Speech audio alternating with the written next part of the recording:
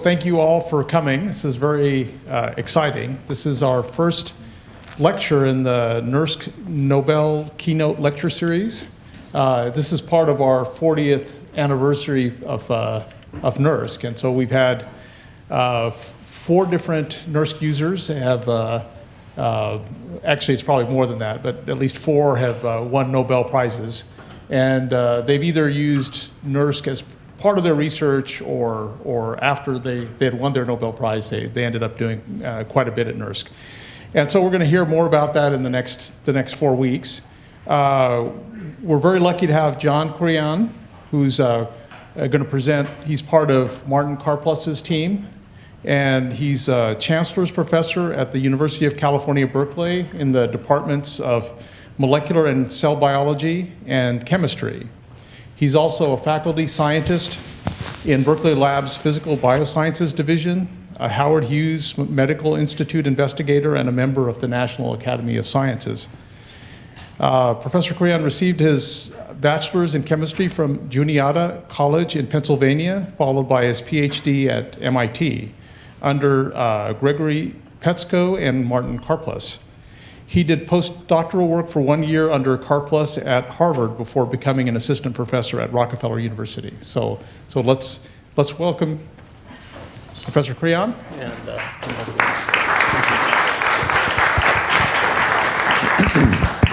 So thank you very much. It's an honor to give you my perspective on the field of molecular dynamics, which was recognized by the 2013 Nobel Prize in Chemistry. I know that Martin Karplus is sorry that he can't be here today. This talk has not been pre-screened by him, but I got an email from him early this morning saying that he looks forward to watching the video. So if the talk doesn't adhere to his high standards, I'm sure I will hear from him. It was a really great pleasure to have been invited by Martin Karplus to witness his receiving the Nobel Prize. And so here he is in the concert hall in Stockholm receiving the prize from the King of Sweden. And here is Randy Schekman from Berkeley down the hill, beaming from ear to ear, although that's not visible.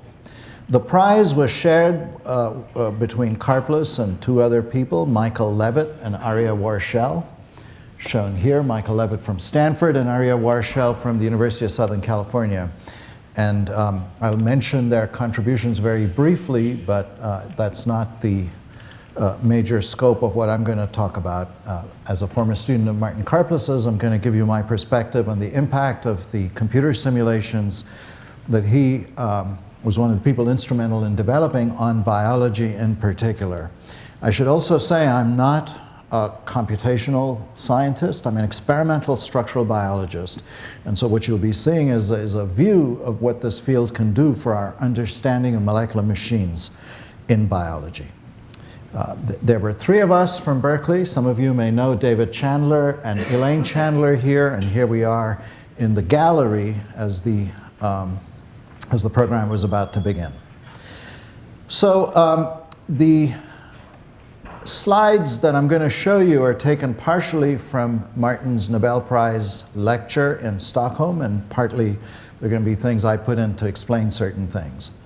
And so what Martin says here is that, as I'm sure most of you know, the physical laws that are required to understand molecules, and certainly all biomolecules, are completely understood.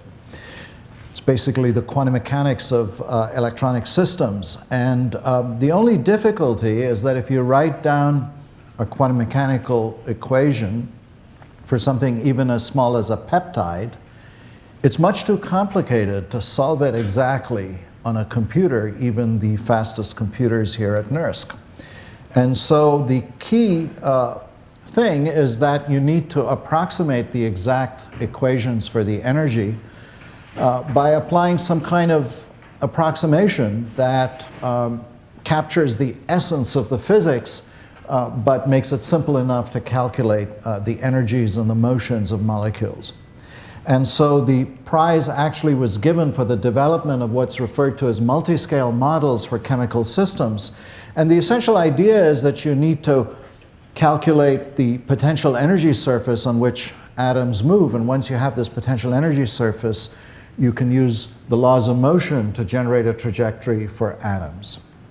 And so one of the key insights that occurred very early in the 60s was that although this is fundamentally a quantum mechanical problem, you can treat the motion of atoms on this energy surface as a classical problem in dynamics. And the first application of this kind of idea came from the work of Martin Karplus on a very simple reaction, which I learned about when I was a student, which is a hydrogen atom colliding with a hydrogen molecule to form a new covalent bond and break one, so that at the end nothing changes, but this is the simplest chemical reaction that's been studied. And so here's this very simple chemical reaction.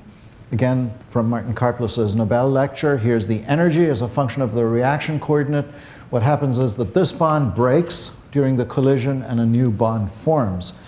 And in the 1960s, I understand, I was myself born in 1960 and wasn't paying close attention to the developments in this field at that time, but it's my understanding from when I was in graduate school that there was some kind of very fast computer at Columbia University. Why at Columbia, I don't know. But people would log into this computer and do calculations from the Karplus group, and they computed an energy surface such as this, and then basically ran classical trajectories of the hydrogen atom colliding with the hydrogen molecule. And you can see as the distance, this is a plot of the different distances involved in this reaction. This is a two-dimensional representation with energy on the vertical axis. Energy contours shown here as a function of positional space. And so the key idea is that doing this kind of classical trajectory analysis on a quantum mechanical surface agreed with the accuracy of the quantum mechanical calculations. And so the idea of this works for the lightest atom, hydrogen. It should also be valid for carbon, nitrogen, and oxygen. And so that's the key conceptual framework within which the computer simulations of proteins and nucleic acids is based. So what then happened from the 60s on into the 70s was the development of so-called empirical energy force fields, which were developed in the groups of Allinger, Lifson at the Weizmann Institute, and Sharaga at Cornell University. And atoms were represented in different ways. I'll very briefly touch on this. So when you're looking at a protein, for example, there are different levels of representation. The atoms themselves, or the residues, or the so-called secondary structures, which are the helices and strands that make up the protein or nucleic acid molecule. And these classical force fields can also be extended to treat part of the system by quantum mechanics and part of the system by classical mechanics. I'll have no more to say about this, but the Nobel Committee very specifically recognized the contributions of Michael Levitt, Aryeh Warshel, and Martin Karplus in this area to yield the so-called QM-MM molecular mechanics, quantum mechanics method for analyzing proteins and their energies. So here's a picture of Michael Levitt. Difficult to see, but here he is. And the reason I chose this slide from a photograph I took when I was at this lecture is that it points out the importance of something called the consistent force field, which was developed in 1968. Since it's difficult for you to see this, I'll just read this out because this is historically an important paper. Consistent force field for calculations of conformations, vibrational spectra, and enthalpies of cycloalkanes and N-alkane molecules. Those are, of course, very simple organic compounds. But the idea is in this paper by Shneur Lifson and Aryeh Warshel. Aryeh Warshel pictured here. Shneur Lifson unfortunately passed away, I think, about 10 years ago. But Shneur Lifson was one of the founding fathers of this field. So these ideas led to the development of a very simple mathematical representation for energy as a function of position. which has really stood the test of time. And I teach this to undergraduates down the hill at Berkeley every fall. And here's Michael Levitt explaining this to the people in Stockholm. U is the energy, and it's a sum over all the covalent bonds in the molecule, sum over all the angles between triplets of atoms, sum over torsions between covalent bonds. This is the van der Waals interaction, which has this familiar shape with very sharp repulsion at small distances and a mild attraction at greater distances.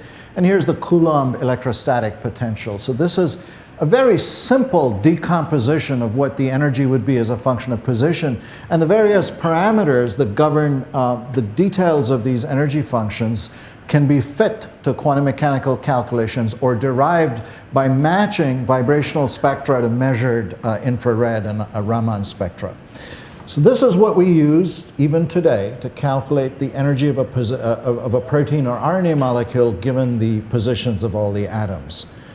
And so now this energy function, because it's analytic, it's easy to take the first derivative of the energy, which gives you the force, and that led to the computation in 1977 by Andy McCammon, Bruce Galen, and Martin Karplus of the first molecular dynamics trajectory. And without going into details, if you're unfamiliar with what molecular dynamics is, it's simply the computation of the motion of the atoms in response to the forces that they feel due to attraction and repulsions with each other. So this first paper, which came out in Nature in 1997, showed the motions of a small protein called bovine pancreatic trypsin inhibitor lasting for 9.2 picoseconds, 10 to the minus 12 seconds. It's just the blink of an eye, even in molecular terms.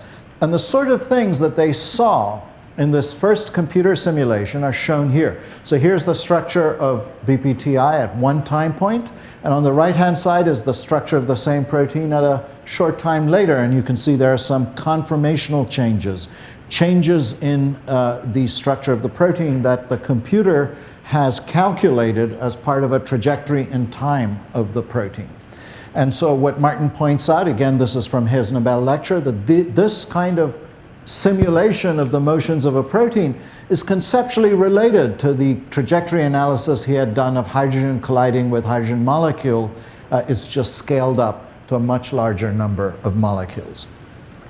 So Andy McCammon was a graduate student. I can't remember whether he was a graduate student or a postdoc with Martin, who carried out this first computer simulation. And so Martin quotes Andy McCammon here, that there was a sense, even at that time, of something truly historic going on, of getting these first glimpses of how an enzyme molecule, for example, might undergo internal motions that allow it to function as a biological catalyst. So this metaphor that the computer is allowing you to glimpse at the protein as it functions was taken up by David E. Shaw, about whom I'll say more, who's built special purpose computers that are extraordinarily fast at doing molecular dynamics. And David Shaw named his supercomputer Anton, after Anton van Leeuwenhoek, the Dutch microscopist who built the first microscope. So there's a sense that you see in this quote from Andy McCammon that running a computer simulation of a biological molecule is like having a very, very powerful computer that lets you see where all the atoms are moving. And so from this, here's the next advance that Martin cites in his Nobel lecture. It's from Michael Levitt. And it was a 210 picosecond simulation of the same protein, but now including water. McCammon and Karplus did not include water. The effects of water were treated implicitly. And that was in 1988. And now to come up to the present time, the computer Anton, developed by David Shaw, has run a 1 millisecond simulation of BPTI in water, which is coming up to the timescales that are truly biologically relevant. So I know from having been a student of Martin Karplus that he cites Richard Feynman whenever given the opportunity. And so what he likes to say, quoting Feynman, is that everything that living things do can be understood in terms of the jigglings and wigglings of atoms. And that's the spirit in which these simulations are done. We'd like to see the jigglings and wigglings of atoms and see how they connect to the mechanism of these things. So again, to quote Feynman, the atoms are eternal and always moving.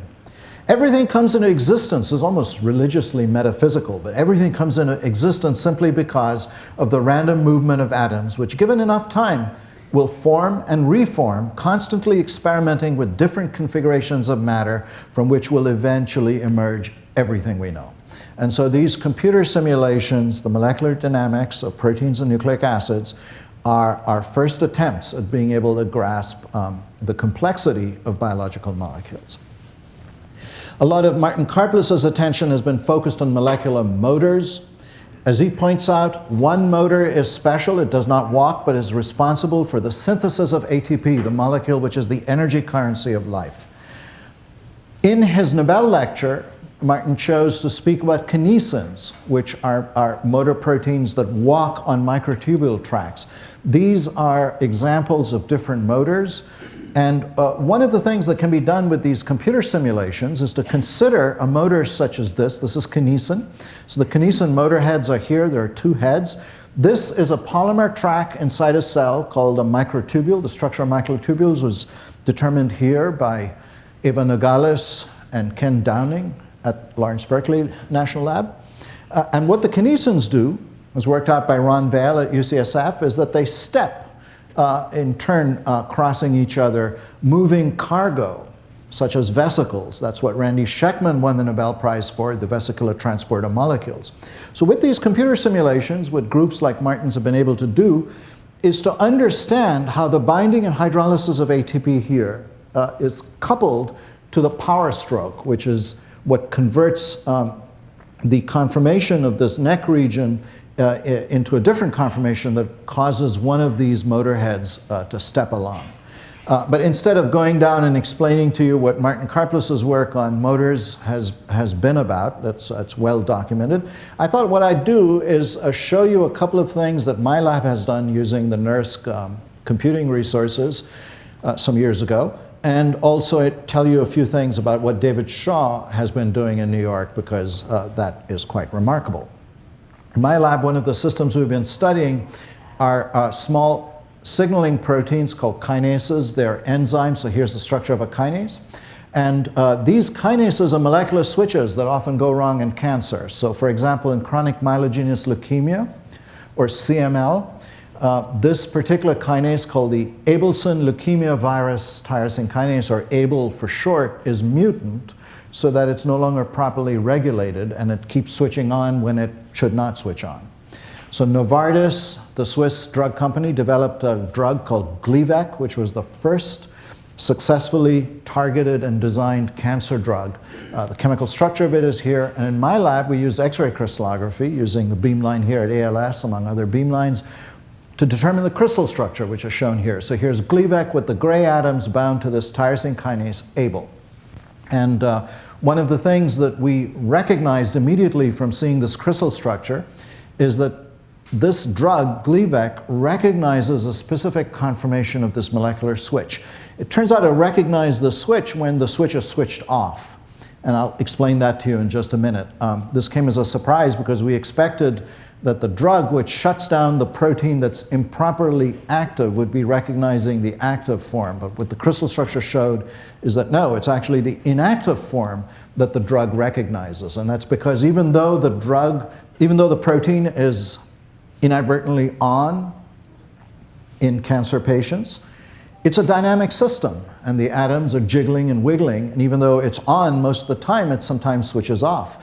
And when it switches off, it adopts this conformation of this loop here, this red loop, and that's what the drug binds. So here's a view of the Gleevec drug bound to the Abelson tyrosine kinase, and I just draw your attention to this these curlicues here, which are a part of the structure, which we call the activation loop, that controls the activity of the kinase. And we understand that in detail from crystal structures. Now, because this is a switch, it undergoes a conformational change at the heart of the enzyme, which is shown here. This is the on state. but the drug, Gleevec, requires the protein to be in the off state. We have about 500 different tyrosine kinases in our genome and in our bodies, and Gleevec is quite specific for ABL and just 2 or 3 others. For example, another important kinase called SRC, even though SRC is very similar in its general structure. And you can see that when SRC is off, its predominant conformation is different. You'll see the structure here in yellow is different from the structure here in blue. And Gleevec is able to recognize that difference. We do understand that even for SRC, it's a dynamic molecule and can sometimes adopt this conformation. It's just slower to or less able to adopt the conformation on the left. And so my lab has spent a lot of time trying to understand what controls the ability of these tyrosine kinases to be held in the inactive off state or the active on state. And so we turn to computer simulations for that. And to give you a sense of what the kinds of things we do, here's a crystal structure determined in my lab of the tyrosine kinase SRC, which is very, very similar to ABL in general. This is the catalytic unit or enzymatic unit. This is where ATP would normally bind, and here, ATP, there's a drug bound. So the way the kinase is kept in the inactive state is through the action of other parts of this protein, which are shown in yellow and green, that bind to the catalytic center through the intervention of a tyrosine residue. This is the inactive form of the protein, which is not catalytically competent. In order for it to switch on, there has to be a conformational change between the on state, which is this, and the off state, which is this. This is not a computer simulation. This is just an interpolation using computer graphics between crystal structures of the off state and the on state, determined in my lab, and other crystallography labs that study this. And so we were wondering, what is it about these other domains that keeps the protein in the off state until the signal turns it on? So we did about 10 or 12 years ago some molecular dynamics simulations that are pretty primitive by today's standards. For example, the time scale here is 2.5 nanoseconds. And here what we're doing is observing the jigglings and wigglings of the atoms in this SRC tyrosine kinase. And from this we discovered that, from these computer simulations, we discovered that these regulatory domains, which are called the SH3 domain and the SH2 domain, act as a relatively rigid clamp on the backside of the protein. In this graphic, we connect atoms, central atoms in each residue by a red line, if their motions are correlated. So in other words, a line from here to here means that this linker is correlated with this domain here in terms of its dynamics. This is the proper off state because of a linkage here. This linkage will be released. Kinase switches on, and computer simulations show us that when that linkage is released, I'm not going into the biology of what releases that linkage, but it's understood. When that linkage is released, these dynamical correlations decrease. And so from studies like this, we know that the way the protein works is that in the off state, there are a number of inner atomic latches that sort of clamp the dynamics and sort of keep the protein down, like Gulliver held down by the strings of the Lilliputians. And when the kinase is activated, it's released and can breathe and move, bind ATP and catalyze chemical reactions. So that's an example of a simulation that we've done, for some of which we used computer time here at NERSC.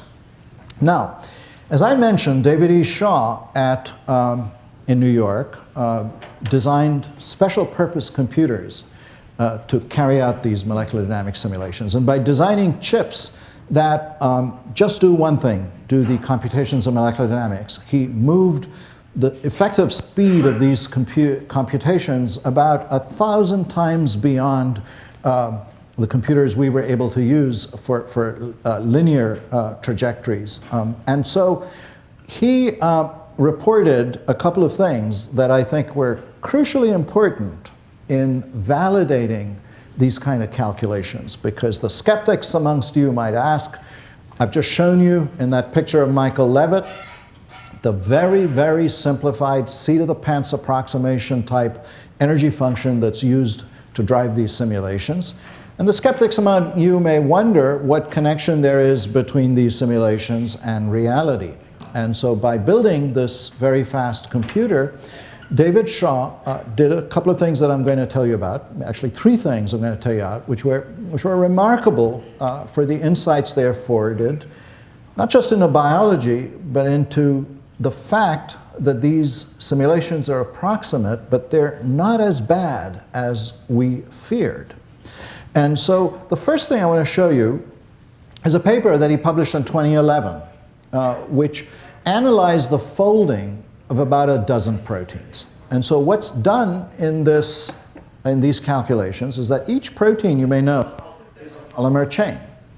And he's studying small proteins for this calculation. And the protein may have 50 amino acids linked in the polymer chain. So he takes in the computer and Anton the protein in an extended random conformation and then lets it go in water using only the physics-based energy function that I showed you earlier with the picture of Michael Levitt. This is a critical thing to understand because in this computer simulation, what then happens is that the atoms respond only to the laws of physics as embodied in the very simple energy function. This is a contrast with calculations done by others and very exciting developments that don't have to do with this, such as by David Baker, where you use the fact that scientists such as myself, who are X-ray crystallographers, have determined the structures of thousands and thousands of proteins. And this allows a completely different way to model proteins, which is to use knowledge-based algorithms. You know what a protein structure should look like, and you can use that information to predict what a protein of unknown structure should look like. And those kinds of methods are very, very powerful, but they're not what I'm talking about. This is, in David Shaw's words, we report the results of molecular dynamic simulations. Timescales are 100 microseconds to 1 millisecond. And they've done 12 different proteins. They use a single physics-based energy function. The word single here means that it's the same energy function that Martin Karplus's program CHARM uses. It's the same energy function that Michael Levitt showed in the picture I showed you earlier. The energy function is not tuned for every protein because it's based just on fundamental physics. The results, when I saw this paper, are startling. Here is the crystal structure in one color. I don't remember which, and it doesn't matter. And in red is the structure that came out of the folding simulation. And as an X-ray crystallographer, this is good enough. In fact, it's not just good enough, it's spectacular.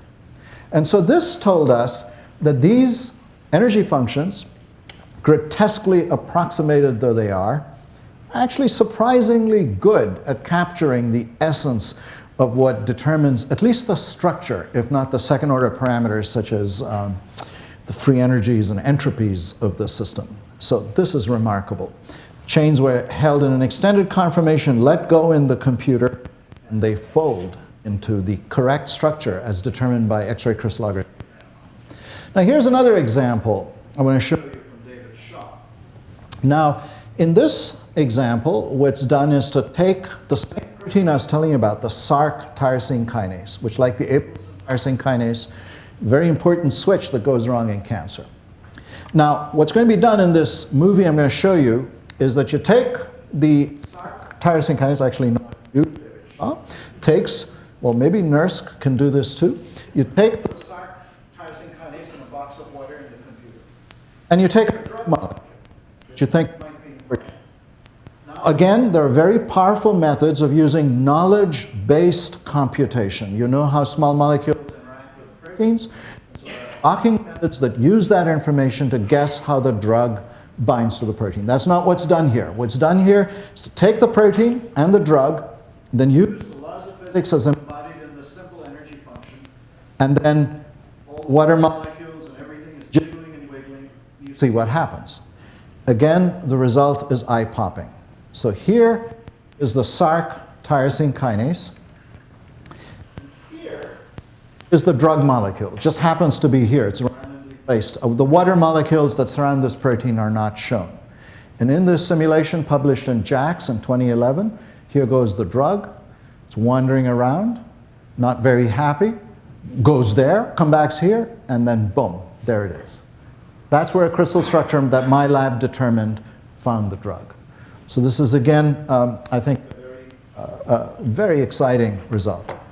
So in this little pan to the work from David Shaw's group, built on the pioneering work of the three who won the Nobel Prize in 2013, I'm going to show you one last example which I find really exciting, and opening up a vision for how we and others can use molecular dynamics for insight into biology.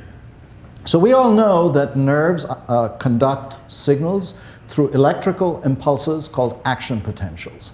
And as I teach my students down the hill, this is a really remarkable engineering principle that nature has come up with over billions of years of evolution.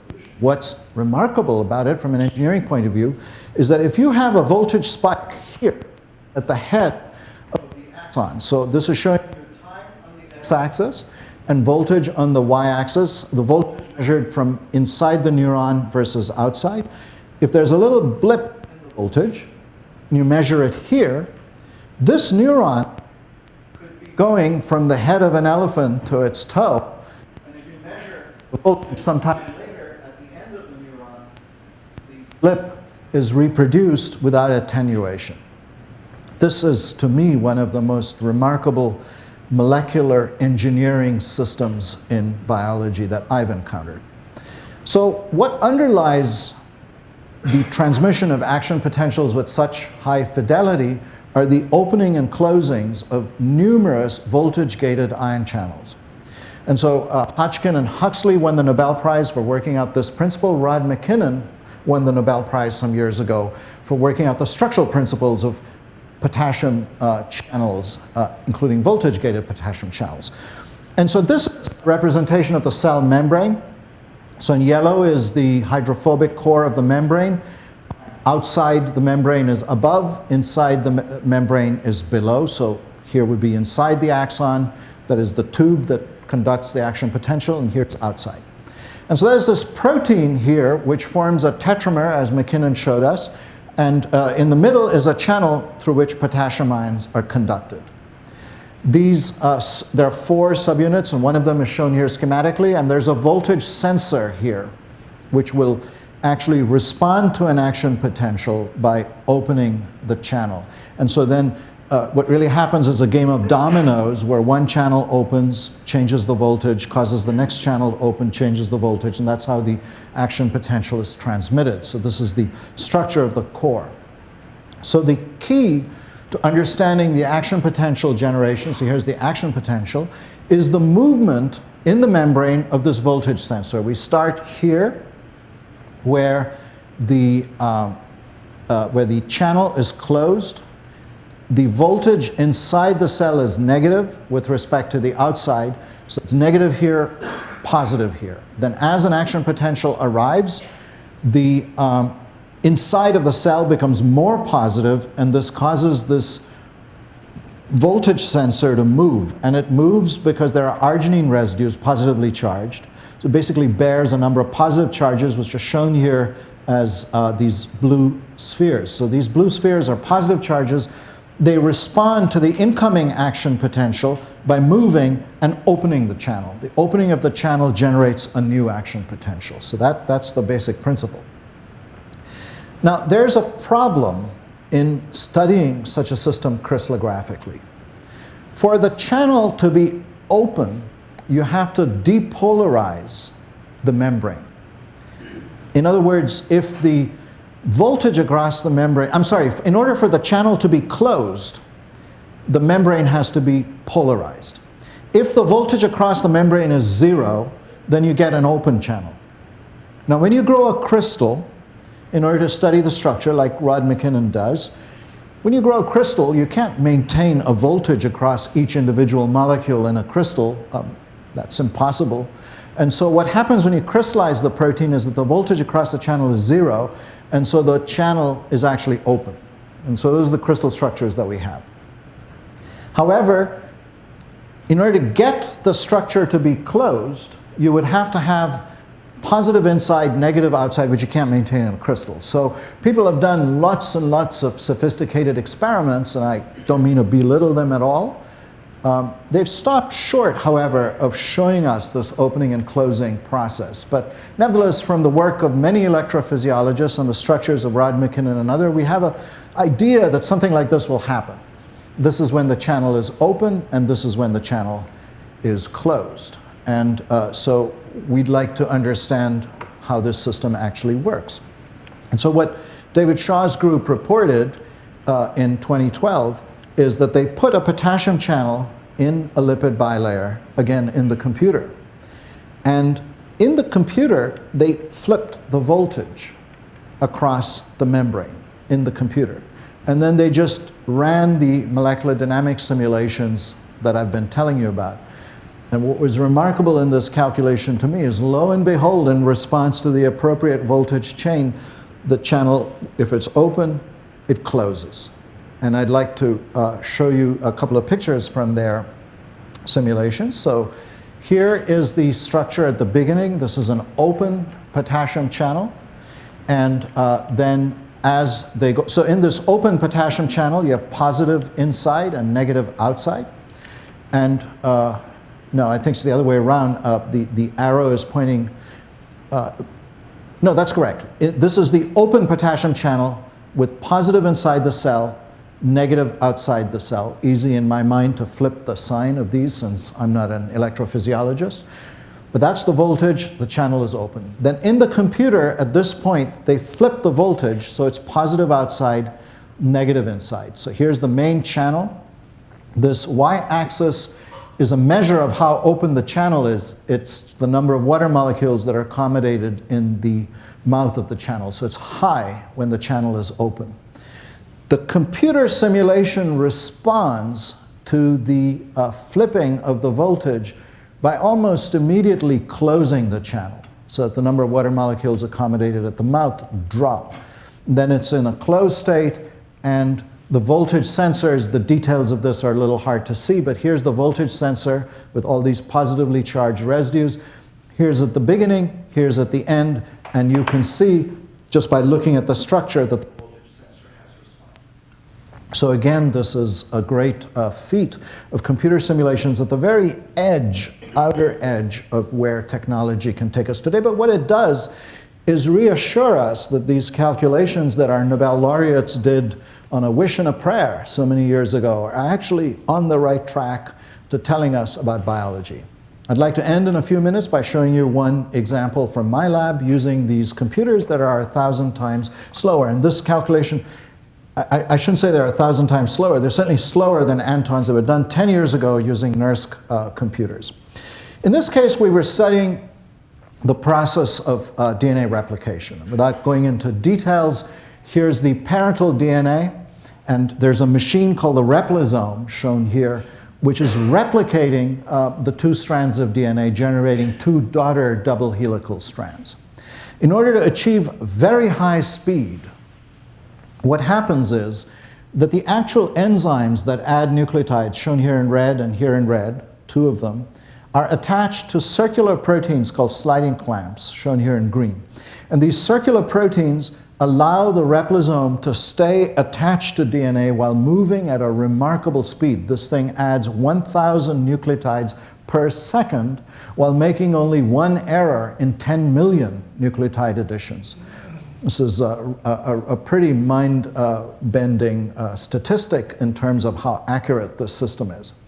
So we've been studying for some time the speed of this polymerase in terms of the structural features that enable the speed, and we focused our attention on this circular protein called the sliding clamp. And this is conserved in all walks of life. Here is the bacterial sliding clamp, done in our structure determined in our lab by X-ray crystallography. Here's the eukaryotic one, such as in humans.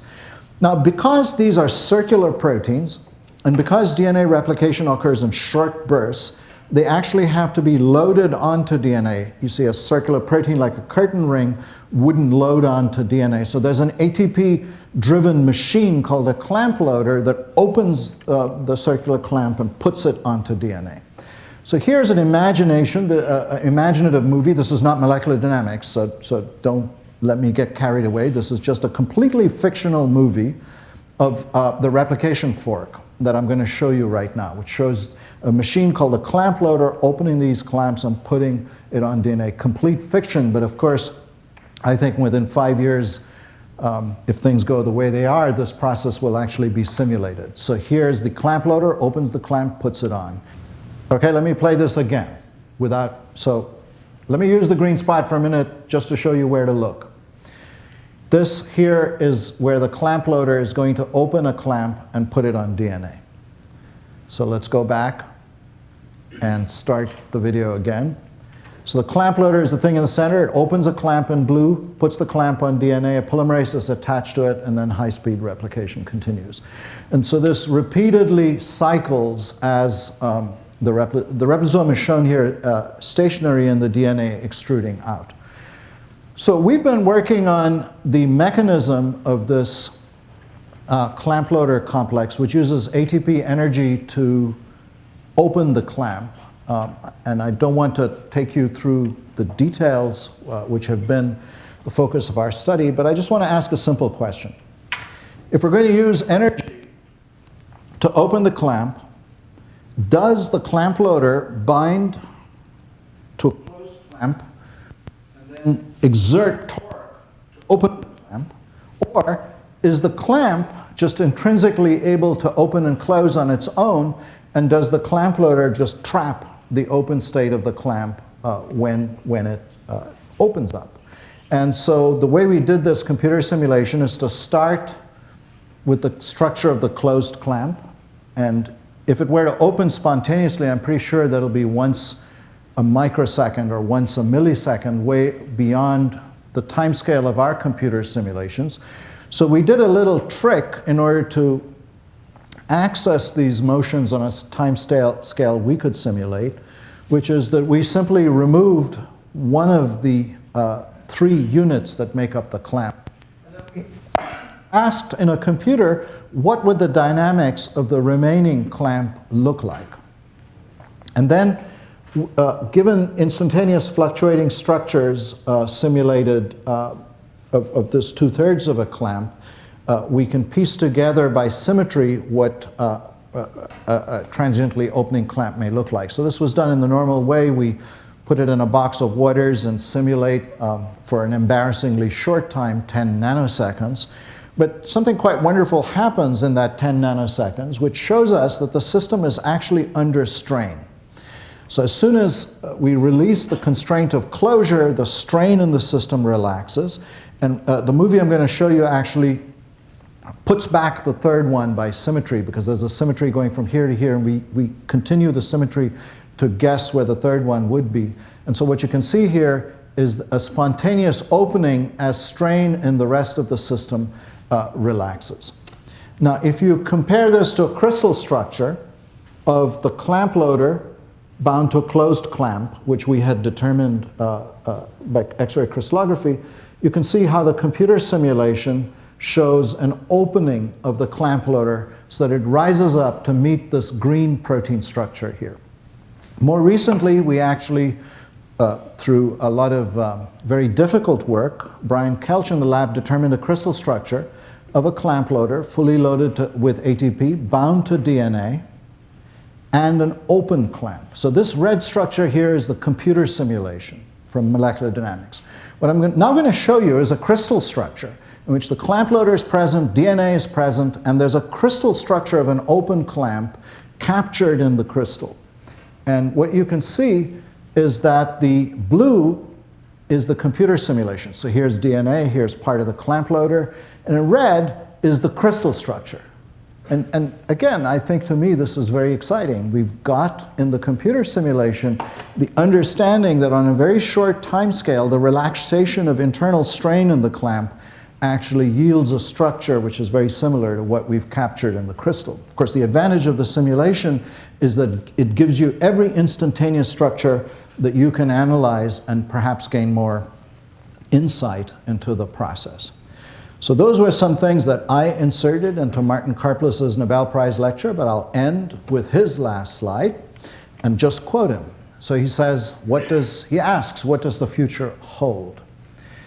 So he wishes for experimentalists to use simulations as a tool like any other. Now this is what he wished when I was a graduate student.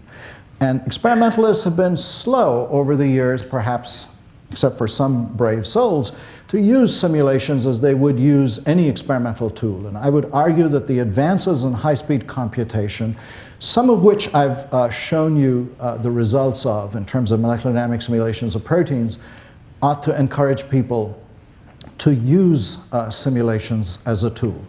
And Martin Karplus wishes for the application of simulations to ever more complex systems. And here I think he was getting a little carried away. Martin, if you're watching this, I was shocked that you said viruses, okay, good. Ribosomes, that's fine. Cells, a little ambitious. And then he says the brain. So I'll leave you with this, but he then says, always with cautionary realization that simulations, like experiments, have their limitations and inherent errors. Thank you very much.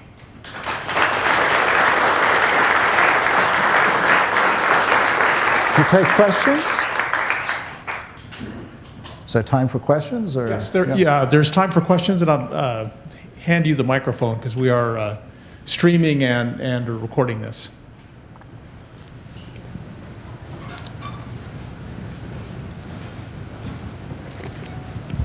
So when the clamp is closed, is there some sort of attraction between those 6 units that keeps it closed even under strain? And what the clamp loader does, it sort of pushes it down so it probably clicks. Just tickles it in one spot and then it opens up. That's the idea.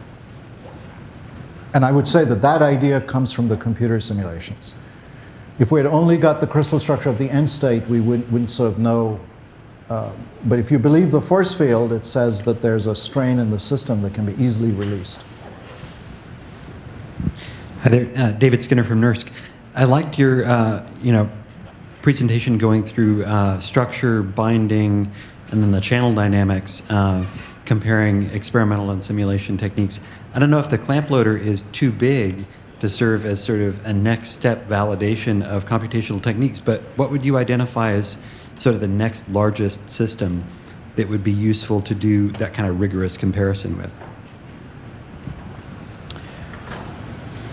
I think the DNA replication system is certainly a great one. It's much more complex than just a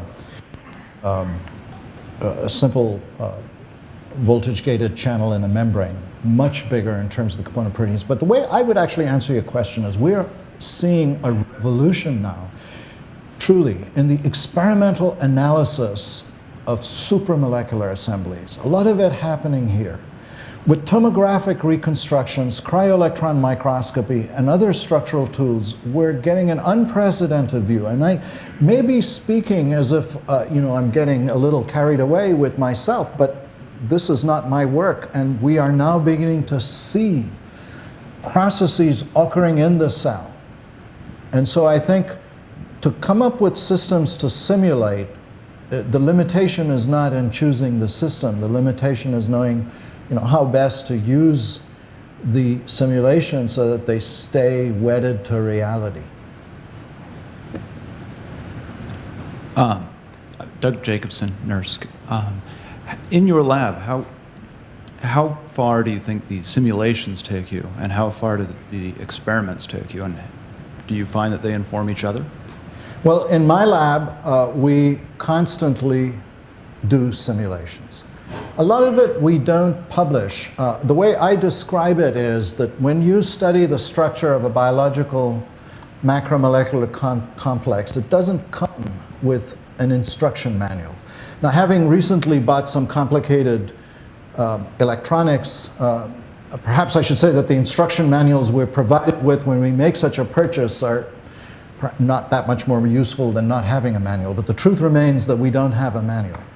So we have these very complicated molecular systems that emerge from experimental analysis, which is 99% of our effort, is getting those images and doing the experiments that lead to some measurements around them. But often we have very simple questions, which simulations let us probe. My lab is not principally a computer simulation lab, so we are, sort of amateurs at it and run simulations that the likes of David Shaw would laugh at. So what we've done is we've done a lot of work with David Shaw. help us answer. And I have chose not to talk about the work we've done with David Shaw, but we've done a number of things with him. So one more question was, as you look to the future, these are very, very ambitious goals. These are not my goals. These are But- Martin Karplus' Karplus's goals. Yes. Yes. So do you have a sense for, is the need to run bigger and bigger simulations with more and more atoms, or would you rather run for long periods of time so that you're getting Oh, closer you're to- asking, so, you know, you're asking a question which is very interesting. I don't know the answer to it, but there are two schools of thought here.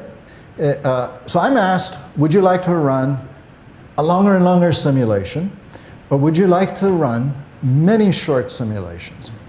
And Vijay Pandey, for example, at Stanford, would argue that it's just as effective to run many short simulations. It has to do with the nature of the energy landscape. So ultimately, it comes down to an assertion about the energy landscape. Now, if you want to yell fire and then simulate how people will exit the room, because there's only one door that I can see, and there are lots of us, most of the time will be spent finding the door that exits the room.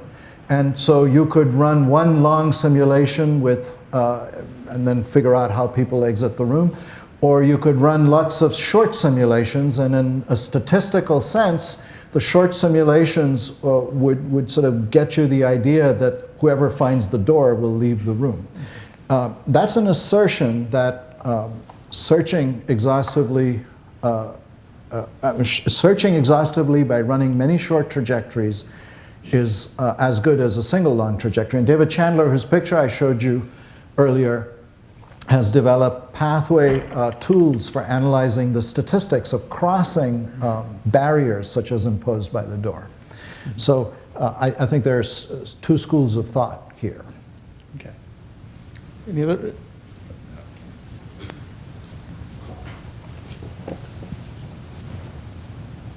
Are there any effects in your basic equations, classical molecular? I beg your pardon? Are there any effects in the classical molecular dynamics simulations that you feel are not adequately captured by the equations? Yes. And where would so you first go? of all, there are many, but people have identified the next most important thing to fix. And my understanding is it will cost a factor of 10 to fix that. And that is very simply, this affects us a lot because we study highly charged species such as ATP, which is charge polarization. So the way, if you have any group of atoms, the charges assigned to those atoms stay fixed during the simulation.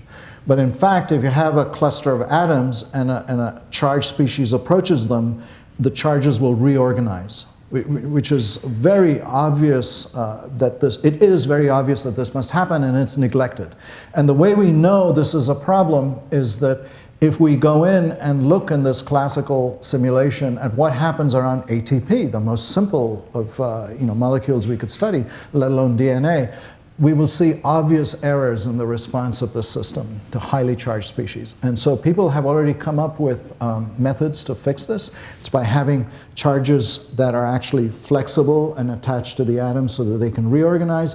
What I understand, again, not being a computational specialist, is a factor 10. So, do you want a millisecond with this coarse force field or 100 microseconds with the better force field? And that's shaking itself out now. Other questions?